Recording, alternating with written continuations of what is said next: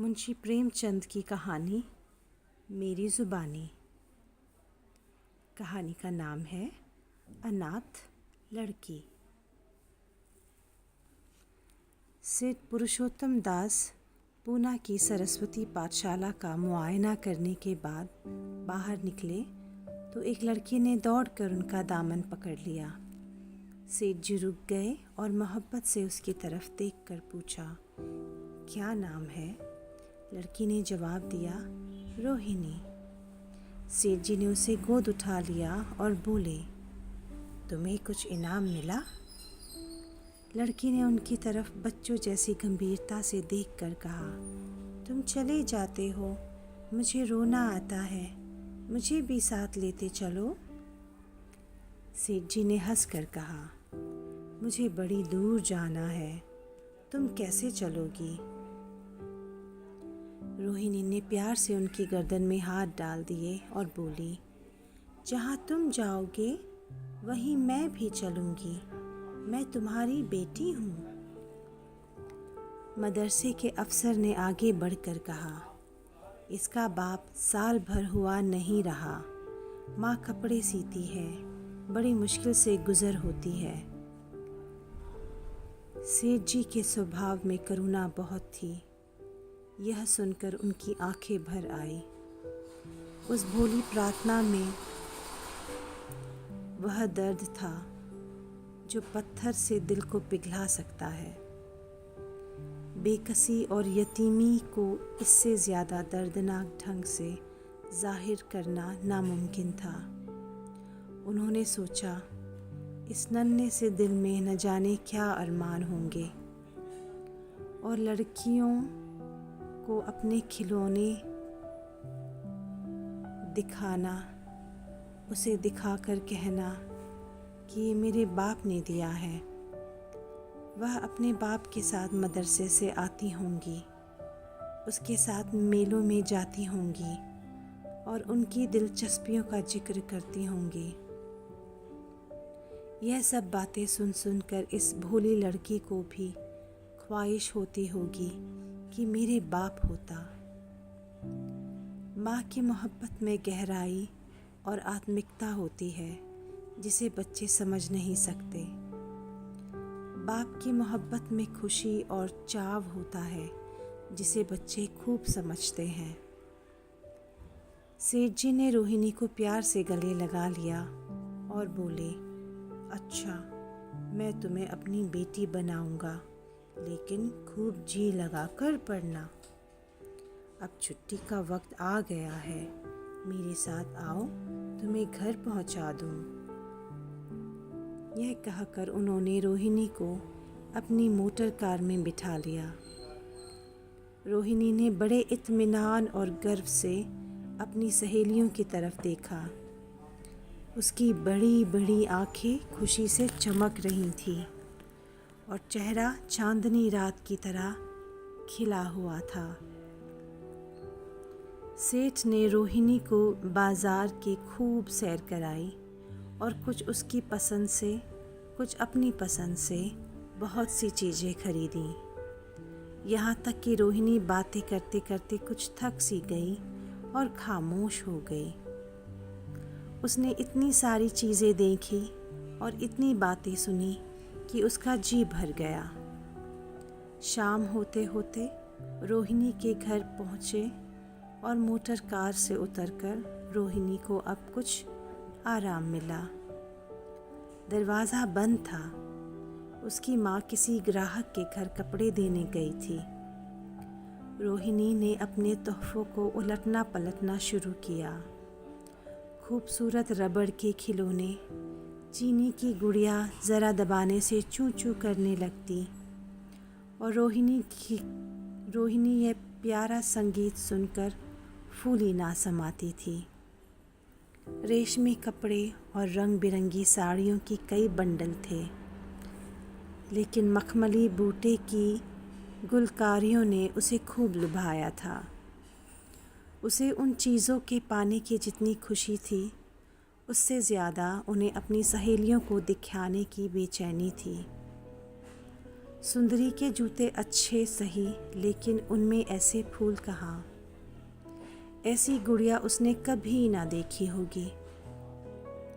इन ख्यालों से उसके दिल में उमंग भर आई और वह अपनी मोहिनी आवाज़ में एक गीत गाने लगी। सेठ जी दरवाजे पर खड़े इस पवित्र दृश्य का हार्दिक आनंद उठा रहे थे। इतने में रोहिणी की माँ रुक्मणी कपड़ों की एक पोटली लिए हुए आती दिखाई दी। रोहिणी ने खुशी से पागल होकर एक छलांग भरी और उसके पैरों से लिपट गई। रुक्मणी का चेहरा पीला था, आँखों में हसरत और बेकसी छिपी हुई थी। गुप्त चिंता का सजीव चित्र मालूम होती थी, जिसके लिए ज़िंदगी में कोई सहारा नहीं। मगर रोहिणी को जब उसके गोद में उठाकर प्यार से चूमा, ज़रा देर के लिए उसकी आंखों में उम्मीद और ज़िंदगी की झलक दिखाई दी। मुरझाया हुआ फूल खिल गया। बोली, आज तू इतनी देर तक कहाँ रही? मैं तुझे ढूंढने पाठशाला गई थी। रोहिणी ने हुक्म कर कहा, मैं मोटर कार पर बैठकर बाज़ार गई थी। वहाँ से बहुत अच्छी अच्छी चीज़ें लाई हूँ। वह देखो कौन खड़ा है। माँ ने सेठ जी की तरफ ताका और लज्जा कर सिर झुका लिया। बरामदे में पहुँचते ही रोहिणी माँ की गोद से उतरकर सेठ जी के पास गई और अपनी माँ को यकीन दिलाने के लिए भोलेपन से बोली, क्यों, तुम मेरे बाप हो ना? सेठ जी ने उसे प्यार करके कहा, हाँ, तुम मेरी प्यारी बेटी हो। रोहिणी ने उनसे मुंह की तरह याचना भरी आंखों से देखकर कहा, अब तुम रोज़ यहीं रहा करोगे?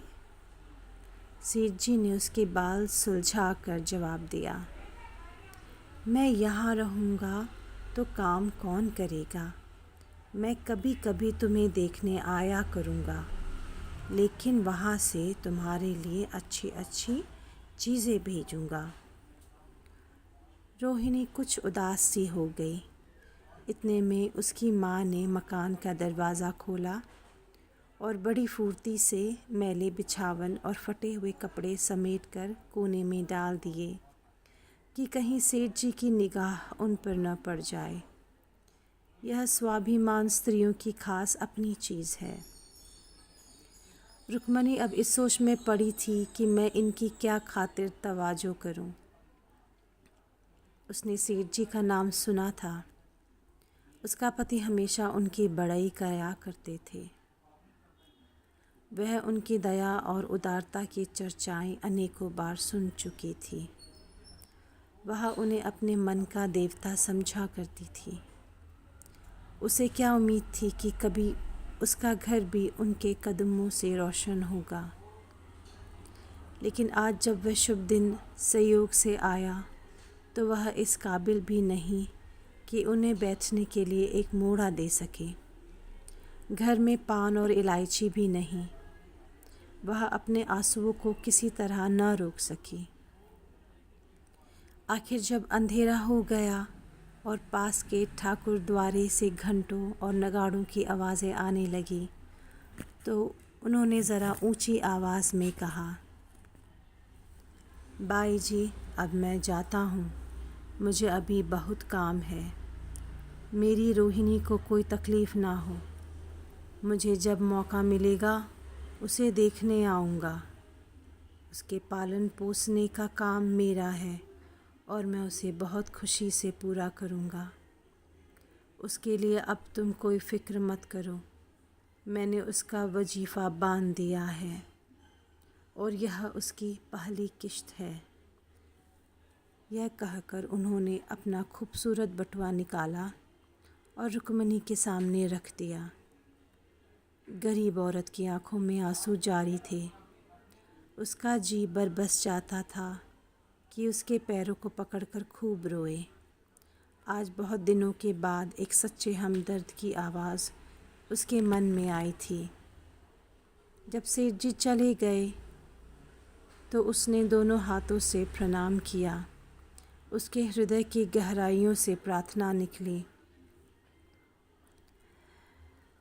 आपने एक बेबस पर दया की है, ईश्वर आपको इसका बदला दे। दूसरे दिन रोहिणी पाठशाला गई तो उसकी बाकी सज धज आँखों में खूब जाती थी। उस्तानियों ने उसे बारी बारी प्यार किया और उसकी सहेलियां उसकी एक एक चीज़ को आश्चर्य से देखती और ललचाती थी। अच्छे कपड़ों से कुछ स्वाभिमान का अनुभव होता है। आज रोहिणी वह गरीब लड़की ना रही जो दूसरों की तरफ विवश नेत्रों से देखा करती थी। आज उसकी एक एक क्रिया से शैशवोचित गर्व और चंचलता टपकती थी। उसकी ज़बान एकदम के लिए भी न रुकती थी। कभी मोटर की तेज़ी का जिक्र था, कभी बाज़ार की दिलचस्पियों का बयान, कभी अपनी गुड़ियों के कुशल मंगल की चर्चा थी और कभी अपने बाप की मोहब्बत की दास्तान। दिल था कि उमंगों से भरा हुआ था। 1 महीने बाद सेठ पुरुषोत्तम दास ने रोहिणी के लिए फिर तोहफे और रुपए रवाना किए। बेचारी विधवा को उनकी कृपा से जीविका की चिंता से छुट्टी मिली। वह भी रोहिणी के साथ पाठशाला आती और दोनों माँ बेटियाँ एक ही दर्जे के साथ साथ पढ़ती, लेकिन रोहिणी का नंबर हमेशा माँ से अव्वल रहा। सेठ जी जब पूना की तरफ से निकलते तो रोहिणी को देखने ज़रूर आते और उनका आगमन उसकी प्रसन्नता और मनोरंजन के लिए महीनों का सामान इकट्ठा कर देता। इसी तरह कई साल गुजर गए और रोहिणी ने जवानी के सुनहरे हरे भरे मैदान में पैर रखा, जबकि बचपन की भोली भाली अदाओं में एक खास मतलब और इरादे का दखल हो जाता है। रोहिणी अब आंतरिक और ब्रह्मा सौंदर्य में अपनी पाठशाला की नाक थी। हाव भाव में आकर्षक गंभीरता, बातों में गीत का सा खिंचाव और गीत का सा आत्मिक रस था। कपड़ों में रंगीन सादगी, आँखों में लाज संकोच, विचारों में पवित्रता। जवानी थी मगर घमंड और बनावट और चंचलता से मुक्त। उसमें एक एकाग्रता थी, ऊंचे इरादों से पैदा होती है। स्त्रियोचित उत्कर्ष की मंजिलें वह धीरे धीरे तय करती चली जाती थी। सेठ जी के बड़े बेटे नरोत्तम दास कई साल तक अमेरिका और जर्मनी के यूनिवर्सिटियों की खाक छानने के बाद इंजीनियरिंग विभाग में कमाल हासिल करके वापस आए थे। अमेरिका के सबसे प्रतिष्ठित कॉलेज में उन्होंने सम्मान का पद प्राप्त किया था। अमेरिका के अखबार एक हिंदुस्तानी नौजवान की शानदार कामयाबी पर चंकित थे। उन्हीं का स्वागत करने के लिए बम्बई में एक बड़ा जलसा किया गया था। इस उत्सव में शरीक होने के लिए लोग दूर दूर से आए थे।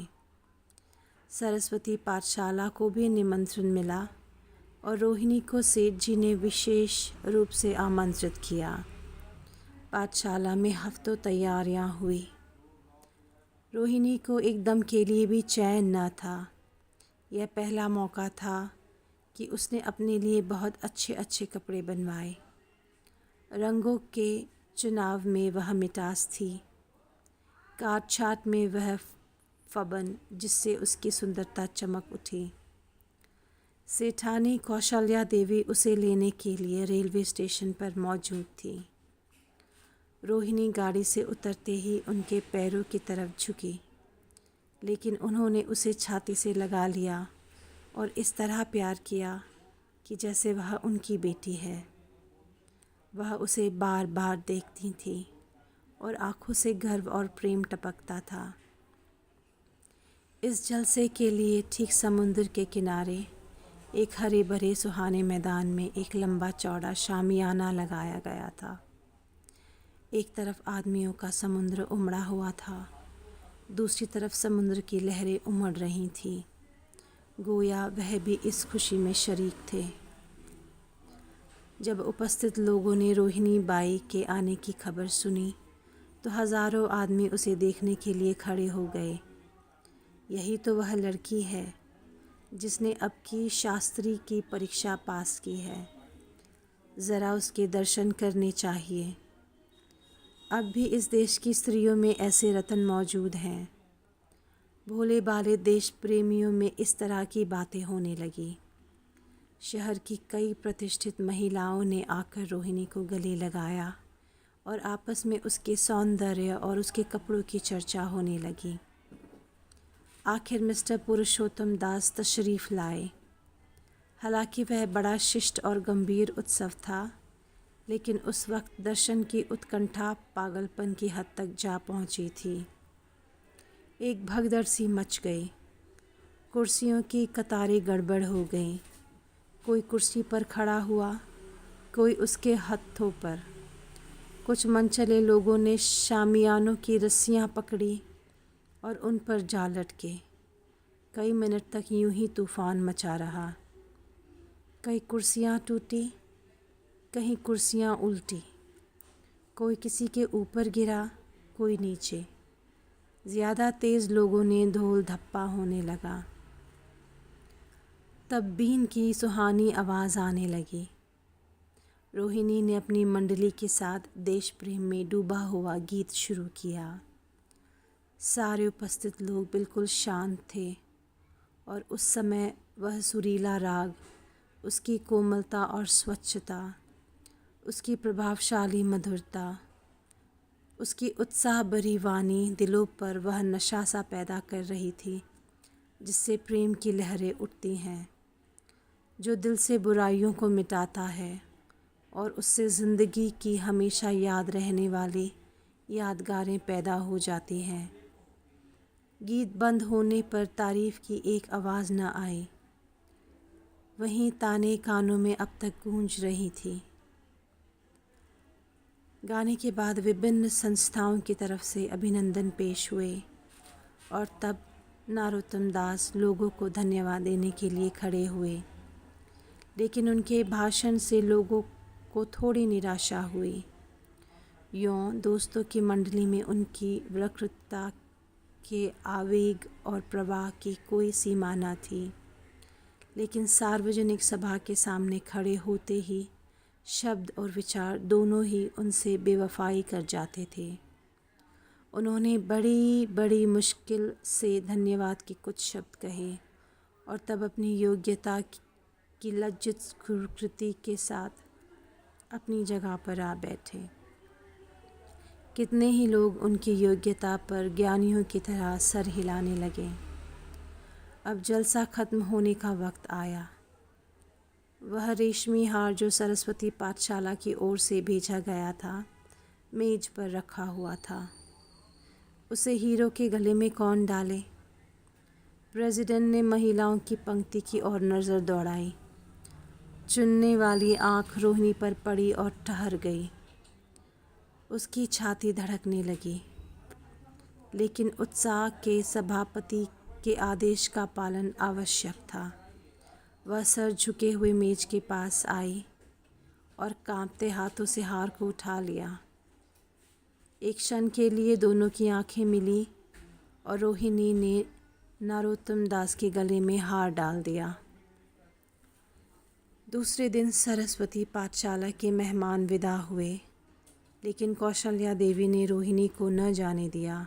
बोली, अभी तुम्हें देखने से जी नहीं भरा। तुम्हें यहाँ एक हफ्ता रहना होगा। आखिर मैं भी तो तुम्हारी माँ हूँ। एक माँ से इतना प्यार और दूसरी माँ से इतना अलगाव। रोहिणी कुछ जवाब न दे सकी। यह सारा हफ्ता कौशल्या देवी ने उसकी विदाई की तैयारी में खर्च किया। 7वें दिन उसे विदा करने के लिए स्टेशन तक आई। चलते वक्त उससे गले मिली और बहुत कोशिश करने पर भी अपने आंसुओं को न रोक सकी। नारोत्तम दास भी आए थे। उनका चेहरा उदास था। कौशल्या ने उनकी तरफ सहानुभूतिपूर्ण आंखों से देखकर कहा, मुझे यह तो ख्याल ही ना रहा रोहिणी, क्या यहाँ से पुणे तक अकेली जाएगी? क्या हर्ज है, तुम ही चले जाओ, शाम की गाड़ी से लौट आना। नरोत्तम दास के चेहरे पर खुशी की लहर दौड़ गई, जो इन शब्दों में छिप सकी साफ झलक रही थी। अच्छा, मैं ही चला जाऊंगा। वह इस फिक्र में थे कि देखे विदाई की बातचीत का मौका भी मिलता है या नहीं। अब वह खूब जी भर कर अपना दर्द दिल सुनाएंगे और मुमकिन हुआ तो उसे लाज संकोच को जो उदासीनता के पर्दे में छिपी हुई है मिटा देंगे।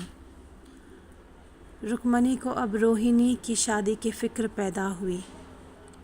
पड़ोस की औरतों में इसकी चर्चा होने लगी। लड़की इतनी सयानी हो गई है, अब क्या बुढ़ापे में ब्याह होगा?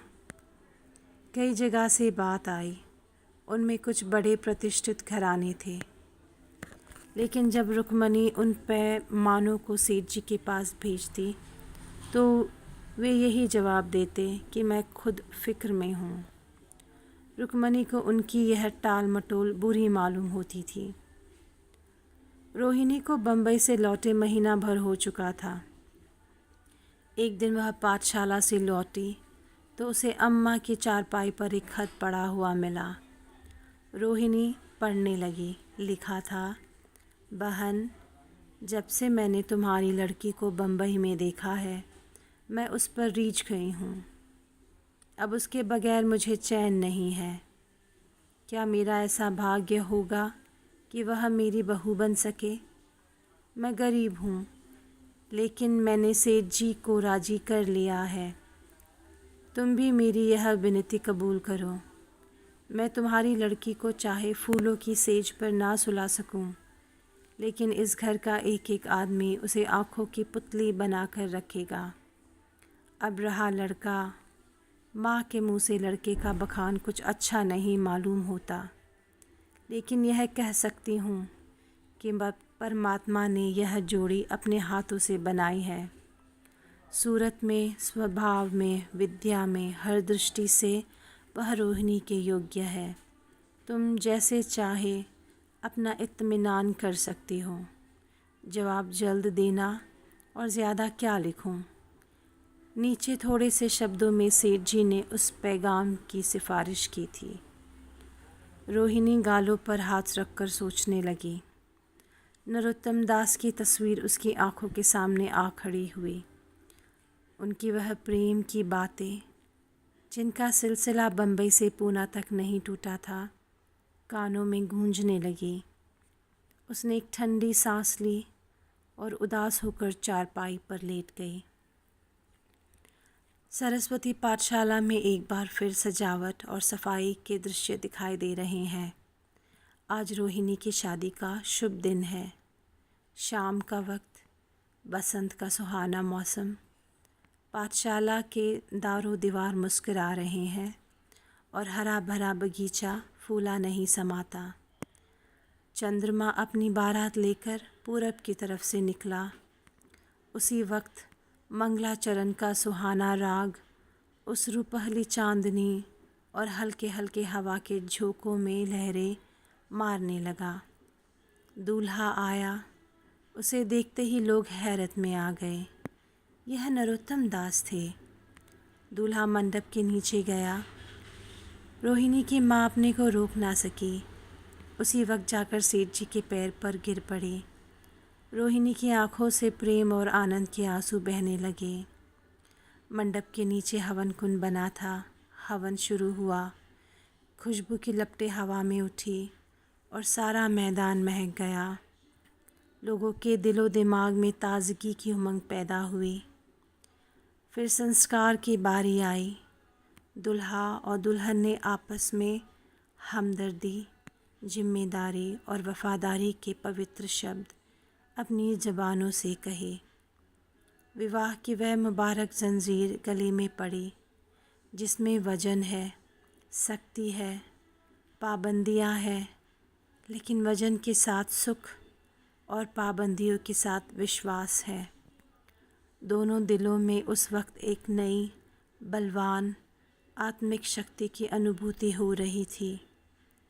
जब शादी की रस्में ख़त्म हो गई तो नाच गाने की मजलिस का दौर आया। मोहक गीत गूंजने लगे। सेठ जी थककर चूर हो गए थे। ज़रा दम लेने के लिए बागीचे में जाकर एक बेंच पर बैठ गए। ठंडी ठंडी हवा आ रही थी। एक नशा सा पैदा करने वाली शक्ति चारों तरफ छाई हुई थी। उसी वक्त रोहिणी उनके पास आई और उनके पैरों से लिपट गई। सेठ जी ने उसे उठाकर गले से लगा लिया और हंसकर बोले, क्यों, अब तो तुम मेरी अपनी बेटी हो गई हो।